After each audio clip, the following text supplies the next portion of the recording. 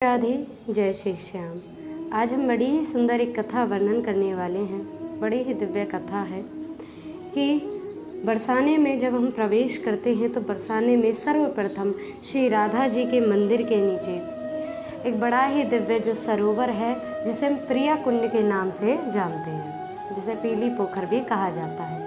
प्रिया कुंड के नाम से उस सरोवर को जाना जाता है। तो क्या स्वरूप रहा उस कुंड का, किस कारण से उस कुंड का नाम प्रिया कुंड पड़ा? तो बड़ी ही दिव्य एक कथा आई। शास्त्रों में वर्णन आया कि श्री राधा रानी अपनी सखियों के साथ में एक बार, छोटी सी उनकी अवस्था, तो अपनी सखियों के साथ में ललता, विशाखा, चित्रा, विरजा, तो इन सभी सखियों के साथ में श्री राधा रानी खेल रही थी। अब जब बचपन में क्या है, कन्याएं ज़्यादातर घर घर इत्यादि खेला करती हैं, तो श्री राधा रानी भी दिव्य खेल करने लगी। अब श्री राधा रानी से सब सखियां कहने लगी कि तुम रसोई की अधिकारिणी बनना और हम सब तुम्हारे यहाँ मेहमान बनकर आएंगे। श्री राधा रानी बोली कि अवश्य ही आप सभी आइए।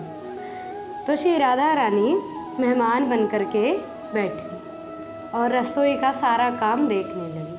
और इधर जब सभी सखियां मेहमान बन कर के आईं तो श्री राधा रानी ने सोचा अब इन्हें क्या खिलाऊं। श्री राधा रानी ने मिट्टी के लड्डू बनाए। मिट्टी के जो छोटे छोटे लड्डू बनाए और परोस दिए कि आप ये खाइए, आप वो खाइए। तो श्री राधा रानी जब बड़े भाव से परोसने लगी कि उसी समय बरसाने से वहाँ से होकर के निकल रहे थे श्री दुर्वासा जी महाराज। श्री दुर्वासा मुनि जैसे ही वहाँ होकर के निकले तो श्री दुर्वासा जी देखने लगे कि ये कन्याएं कितना दिव्य खेल कर रही हैं। तो श्री राधा रानी कहने लगी कि अरे बाबा रुको रुको। बाबा बोले हाँ कहिए क्या बात है। तो कहने लगे अरे बाबा हमने लड्डू बनाए हैं, तनिक चख कर तो जाओ। दुर्वासा मुनि कहने लगे कि आपने लड्डू बनाए हैं, ये तो बड़ी अच्छी बात है।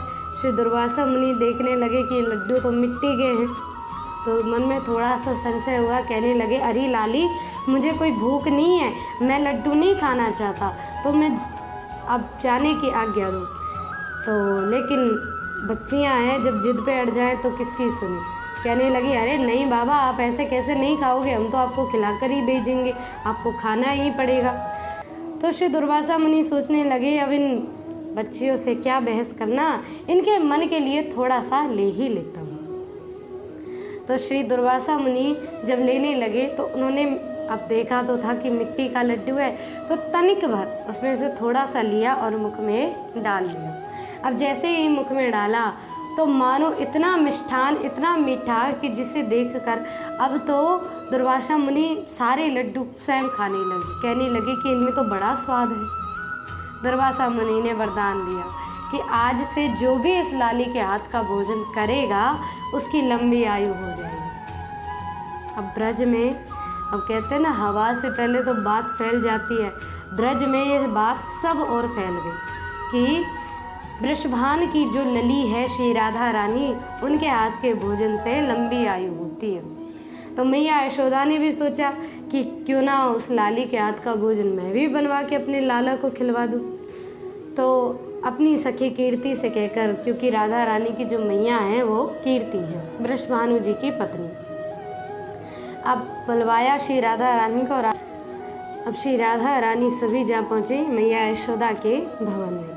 अब मैया यशोदा ने बड़े ही भाव से राधा रानी का स्वागत किया, सब सखियों को बिठाया और श्री राधा रानी ने दिव्य भोजन बनाया, दिव्य प्रसाद बनाया। अब श्री कन्हैया जी को जैसी दिव्य प्रसाद वो खिलाया तो श्री ठाकुर जी मैया यशोदा से कहने लगे मैया यू लाली इतनो अच्छो भोजन बनावे, यदि रोज हमारे घर के भोजन बनाने लगे तो कितना अच्छो हुए।